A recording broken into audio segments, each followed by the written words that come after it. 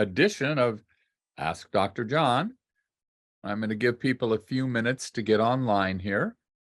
And then I've got tons of questions to answer today to look into. And when I say answer, I don't mean that I'm giving you the answer. I mean that I'm joining you in inquiry. Three things that I want to announce.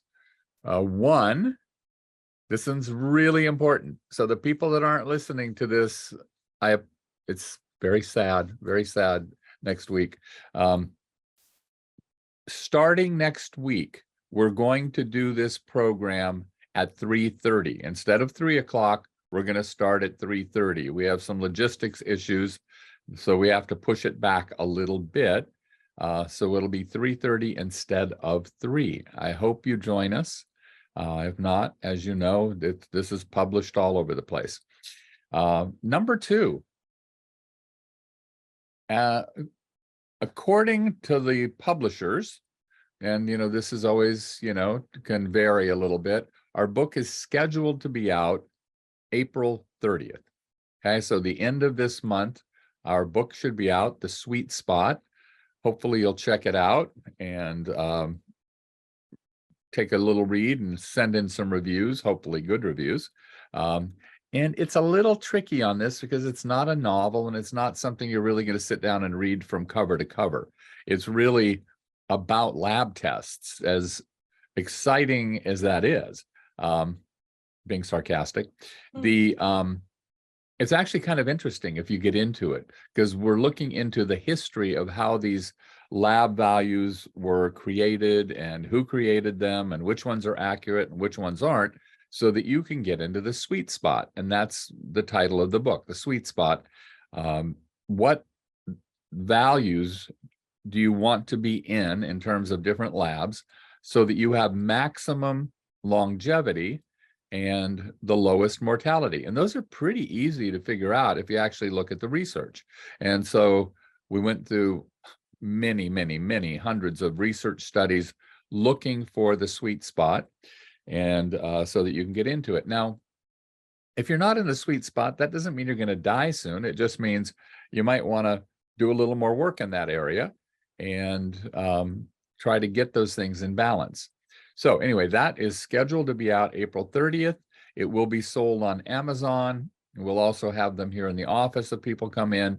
If you come into the office, we will go ahead and, sign that and, write a nice little thing in it. So that would be awesome. That's two. Number three, I am starting teaching a live webinar cardiology class on the Friday, the 21st of April. They're 1 hour long, bite size, easy to fit in. I'm going to do 15 of them, and I'm just going to go through these topics in cardiology.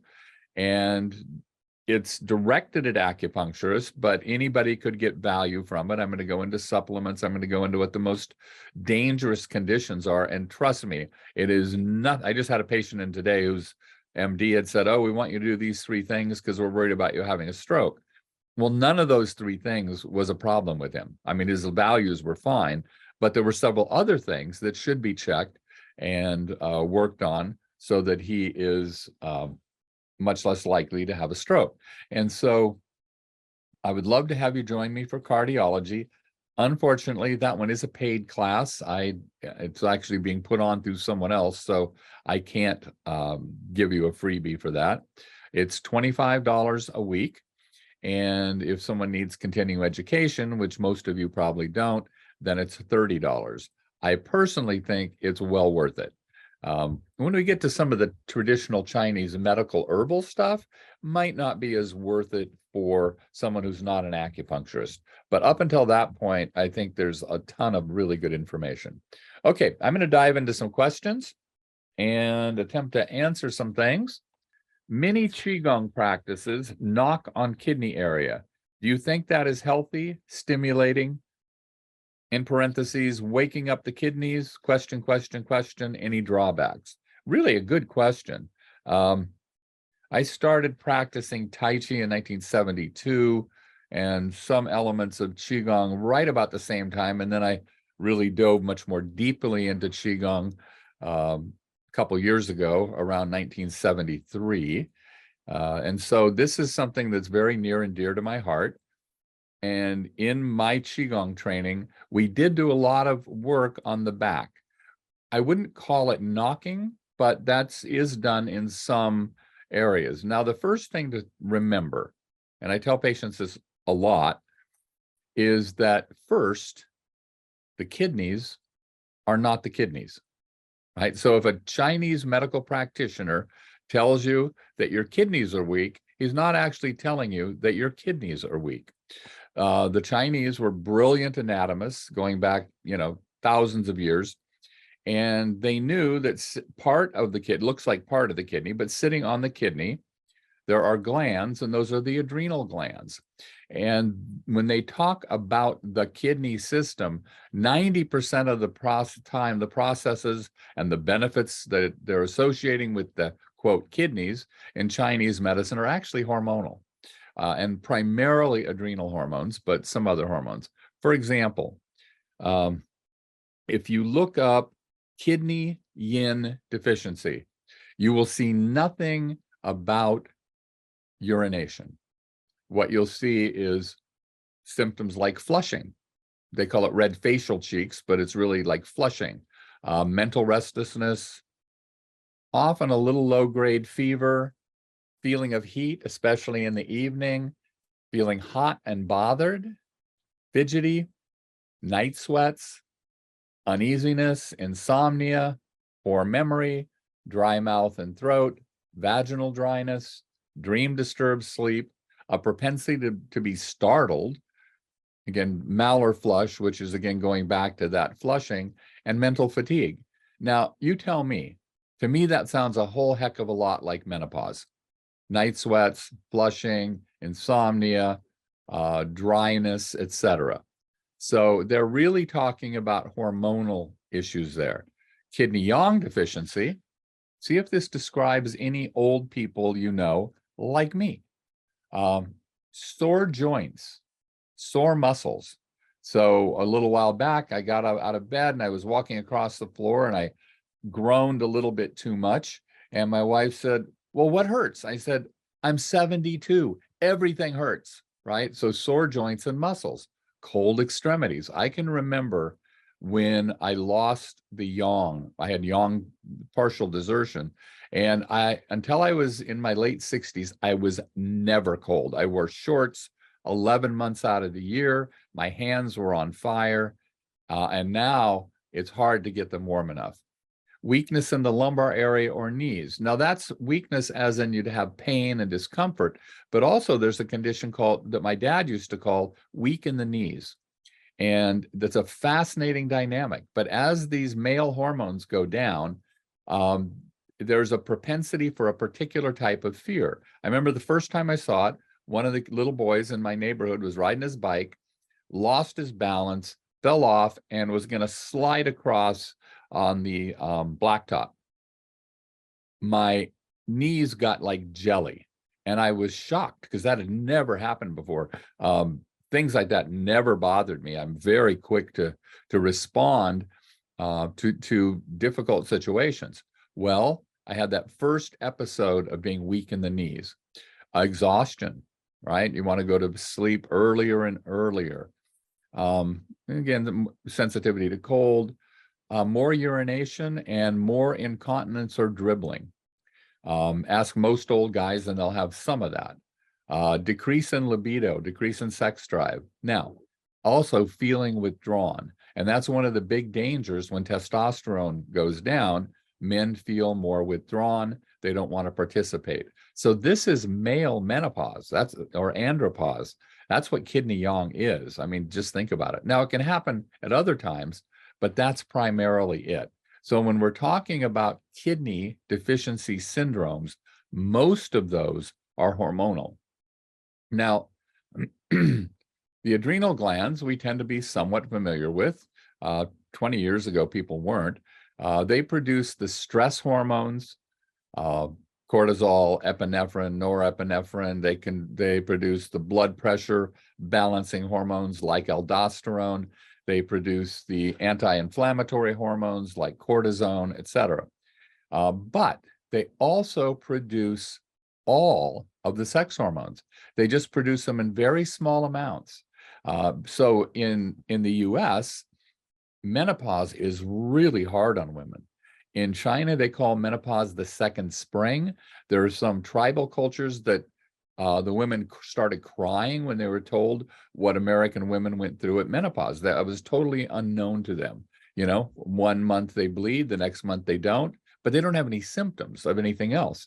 That's a symptom pattern of modern society. And the reason for that is multifold.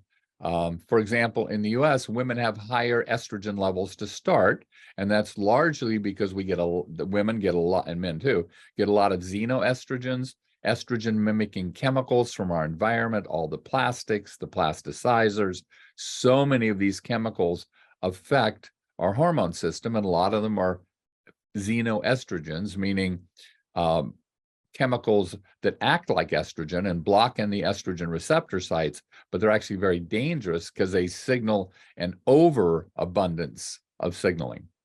And those replace phytoestrogens, which are very, very common in most other cultures and a little less common here. So those are phyto, being plant-based. These are the estrogens that are in plants, soy, etc., and others. A lot of seeds have phytoestrogens.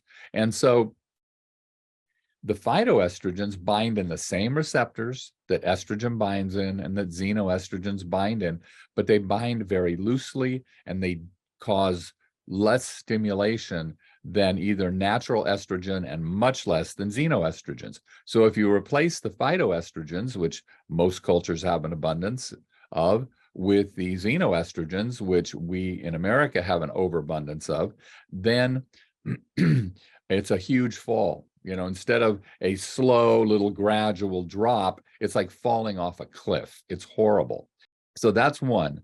Then, because when the ovaries stop producing estrogen and progesterone, the adrenals are expected to kick in and give some support. In the US, women burning the candles at both ends, like men do too. Women actually have it harder because they're often running a household and working, and they've got, you know, monthly hormonal shifts. So it's much harder. And so you'll see more adrenal fatigue, and more adrenal exhaustion, more chronic fatigue, et cetera, in women than in men. Now, so the body's going to look to the adrenals to give some help with those hormones, and the adrenals are going, get away from me. Just, I don't have anything to give you. So what the next step, the third source of estrogen is body fat. And that's why most women in the US around menopause will put on about 20 pounds of body fat. And this is not a bad thing. I mean, it's uncomfortable and y'all don't like it, but that's might be saving your life. It's keeping you from going into low estrogen shock. So at any way, keeping the adrenals healthy is critical. Absolutely critical. My teachers could not have focused on that more. They said, once your kidneys go, life is almost over. And what they meant is once your adrenal energy dries up, you're in deep trouble. So the area around the kidneys in Chinese medicine is called the area where ministerial fire is abundant and created. And so the ministerial fire is the energy that you need to stay warm and run your body functions. And as that goes down, which it will in lockstep with your adrenals, then you don't have enough fire to move the steam engine of the body. So you need to keep a lot of blood flow, a lot of qi flow to that area over the adrenals. And so one way to do that is massaging them. In my particular Qigong style, which was Da Yen or Wild Goose, which is almost entirely, the first set is almost entirely aimed at the kidneys or the adrenals, at keeping them healthy.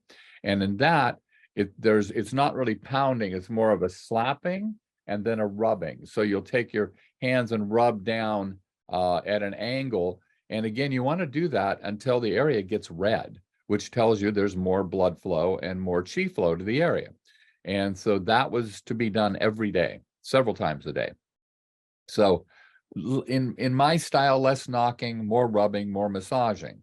Now, however, since the back of the body and the sides of the body are the yang areas, and the front of the body and more toward the center of the body are the yin areas, the yang areas can take a lot more pressure, so you can knock them, you can slap them more intensely, you can rub them harder, but the yin side, you want to do lightly. For example, when I teach Tai Chi and Qigong, we'll do a particular stretch, and then I'll have people very lightly pat or tap up the inside of the legs and in the inside of the arms.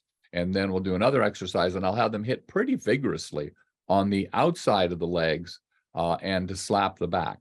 Okay, that's very safe. The yang side of the body in the rear is called the Du meridian in that area, and it's called the Sea of Yang. The front side running up the center is the conception vessel, or the Renmai, which is the Sea of Yin, right? Now, on the body, there's a point midway between the front of the anus and the back of the vagina or testicles.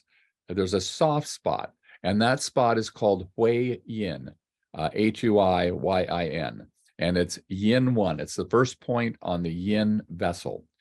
And at that point, the Chongmai, which has many translations: penetrating vessel, rushing vessel, thoroughfare vessel, etc., that comes down through there.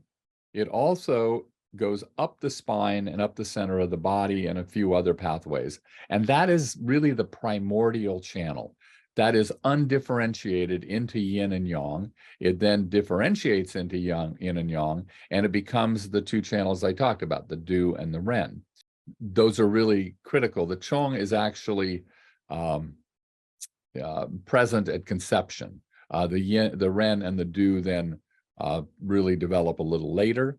They all start right up around the uterus in women and between the kidneys in men. They all three come out through that Hui Yin spot.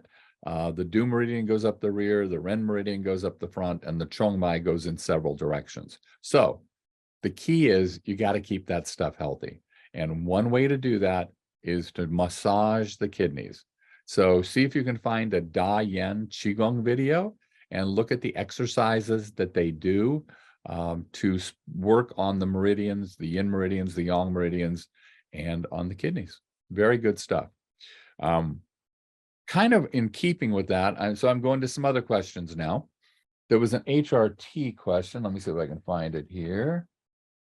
I was wondering if you could ask John to talk a bit about menopause, hormone therapy at this next talk. Well, I'll tell you what I'll do. I'm going to direct you to a show that I did where the whole show basically was about that. And Catherine, do you know the date of that? That was, I just got it. It was January 5th, 2023. January 5th, 2023. I did an entire show on that. I really liked that show, and I was much more thorough than I would be able to be here now. So I highly recommend that you check that one out. And thank you for the question. Let's see. So I'm trying to get caught up on these questions. Here's a question. Has Dr. Nieters ever addressed Meniere's disease on a podcast? Our good friend who used to live in Tennessee and is now in Utah was telling us how awful it is. He gets dizzy. He throws up easily. It's hard for him to function and was told it was a life sentence. He has 2 teenagers and can't work anymore. Just wondering if there's anything that could help him. Oh my God, yes. So this is kind of one of the most important things that I tell people, I think. I tell them, if you have a condition, a medical condition, always get a true second opinion. For example, if you have Meniere's and you're told something by the doctor and you go to another doctor, that's not really a second opinion, because they were all studying together. They're all in the same box. I mean, they may have something slightly different, But a second opinion would really come from an acupuncturist, a chiropractor, naturopath, etc., someone who's got a completely different type of lens on the issue. Now, fine. I mean, if you want to get a second opinion from another medical doctor, that's fine.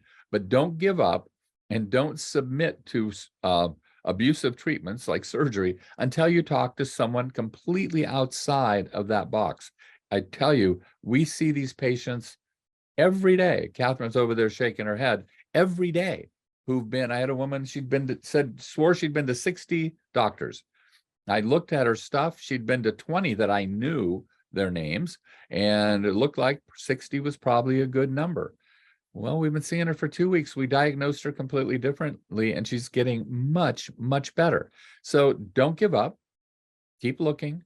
Go to someone that looks at the issues differently, that's truly outside of the box. So anyway, I would get back to Meniere's. Meniere's is quite treatable. I mean, it's nothing's 100%, but usually get very good results.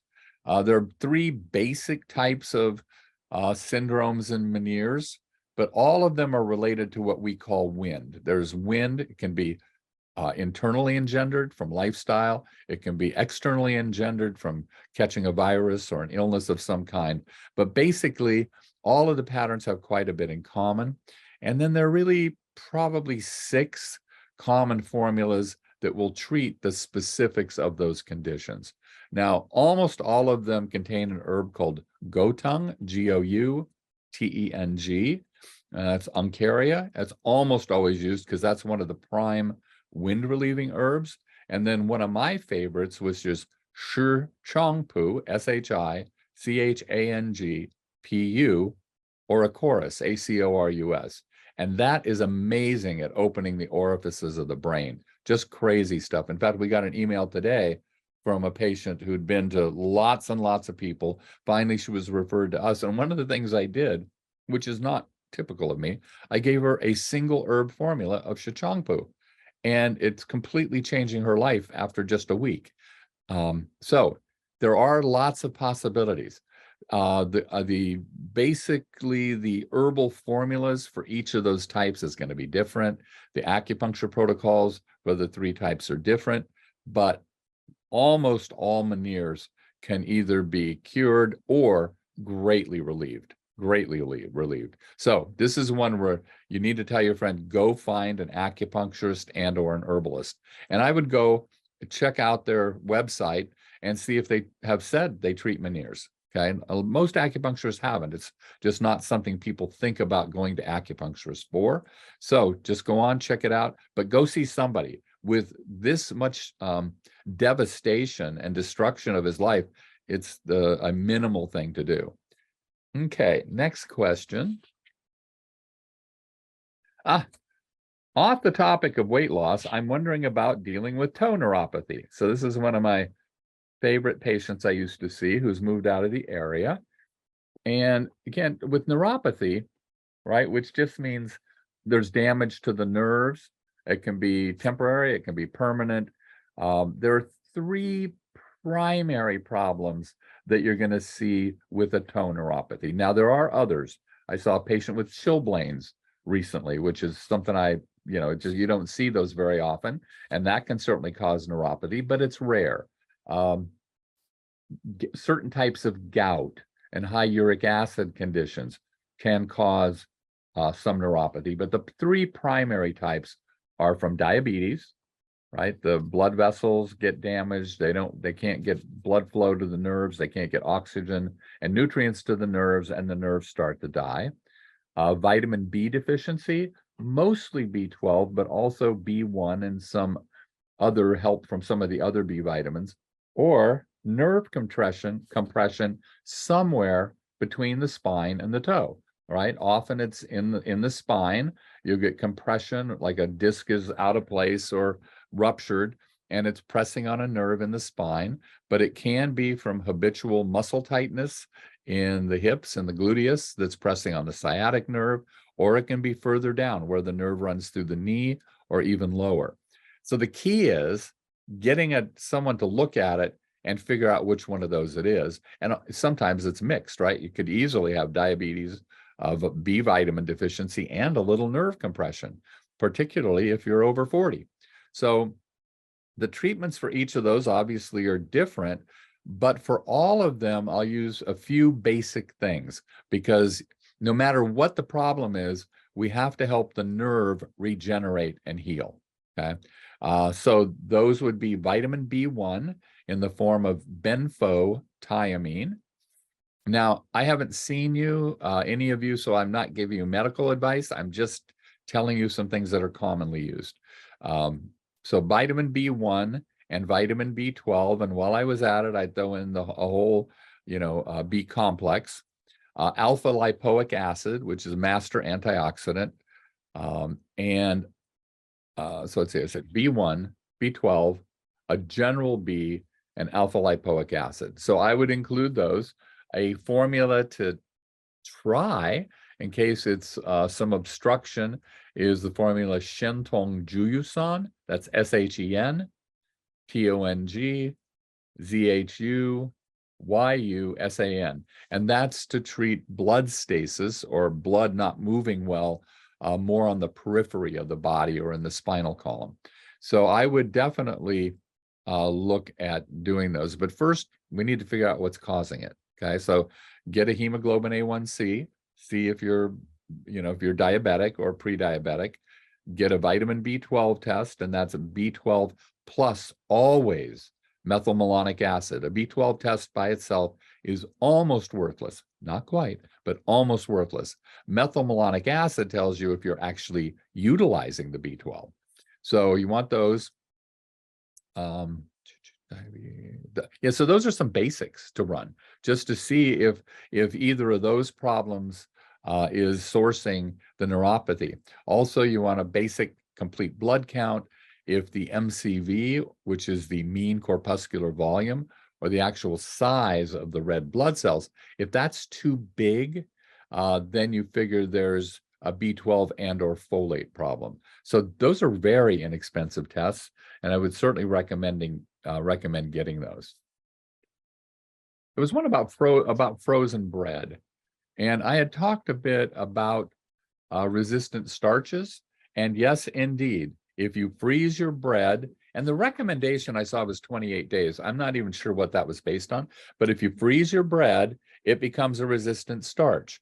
Also, and again, I hate saying these things because I don't want you to run out and do this, but if you cook a pizza and put it in your refrigerator overnight, it doesn't count just keeping it on your counter. You have to put it in the refrigerator and then eat it the next day. You can even warm it up. A lot of that starch becomes a resistant starch, and so it won't affect your blood sugars as much. Now, I don't want you to eat it because it's still, unless it's gluten-free, because no matter what you do, there's still gluten in it, and that's a problem. And that's the same thing with the bread, unless you're using a very, very superior form of sourdough. Hello, thank you for everything you do. What's the best way to get the digestive system moving? Now, I'm not sure exactly what they mean. I'm going to look at constipation, because that's often what people mean when they say those things. But you can get problems in the stomach, where the stomach isn't emptying, isn't digesting quickly enough, and you're not getting flow into the small intestine. It can have slow transit time in the small intestine or in the large intestine. One test you can do is to eat a bunch of beets and then see when your poop becomes red. And that will let you know what your transit time is. Now, there are tests you can do for a few $100s, but I would go with the beets. But you got to remember, leave a note for yourself. Otherwise, it'll scare the heck out of you. When you look in the toilet, you'll think you're bleeding to death, right? So that's a way to see what your transit time is. Is stuff staying in your gut too long? Is it moving through at a reasonable pace? Now, in terms of getting things moving, hard to know exactly what's being asked there, but I've talked about this a few hundred times on webinars, but it bears repeating. 3 elements primarily to having a good, complete, healthy bowel movement. First, And the Chinese use the example of floating a boat, right? So first you need a boat. A stool, a healthy stool is about 50% bacteria, and the other 50% is mostly fiber, and some of it's dead skin cells, et cetera, that are being flaked off. So you want to make sure that you've got a lot of fiber. I recommend about 50 grams a day for men, a little less for women often, but 30 to 50 grams of fiber. The average in the United States is 10.5 grams. So you need a lot more fiber. I would mix up different types of fiber. I want some that is soluble so that it gets broken, so that it goes into solution, and some insoluble, and that acts more like a broom and just kind of goes through and cleans things out. So that's your boat, and a lot of bacteria. A lot of people, because they don't have enough probiotics in their system, don't have a healthy stool. Second thing is you need a body of water to float the boat on. So that means you need enough moisture in the intestines. So the job of the large intestine, one of the jobs, is to pull any excess water out of the stool so that you don't dehydrate. Most of the serious diseases in the world until very recently were diseases where people had diarrhea and died from dehydration. So you need water to float on. So you need enough fluids. So get lots of fluids. And then if it's still not enough, do a combination of magnesium and vitamin C. We have something called Buffered C that is one of my favorite supplements ever because it's foolproof. And it pulls the water across and you get nice, easy, soft stools. Then you need wind in the sails to move the boat. And we call that chi. And so there we're looking at peristaltic action. Is the intestine pumping rhythmically so that it moves the stool through? You're going to use different things for each of those. You need enough fiber and enough probiotics to make a boat. You need enough fluid, and you can take vitamin C and magnesium to have enough fluid in there. And then for peristalsis, there's a whole array of herbs that you can use. Coffee's very helpful. Hot tea can help. Massage on the abdomen can help. And probably the most important thing for people who are having some bowel movement problems is to sit on your stool between 5 and 7 in the morning. That's the most active time of the large intestine, and that's the time it's easiest to get the bowels back in shape. So I don't know if that was the question being asked, but now you have an answer anyway. And I think that's probably all I have time for today. In fact, I'm running a little bit over, and I will get to some of the rest of these next week. Yeah. All right. So remember, next week I will be back, but it'll be at 3:30, and the book will be out at the end of April, and look forward to talking with you next week. So keep sending these questions. You guys are asking some great questions. I love them. And I think they're questions that are helpful for many people. So be happy, be healthy. Bye-bye.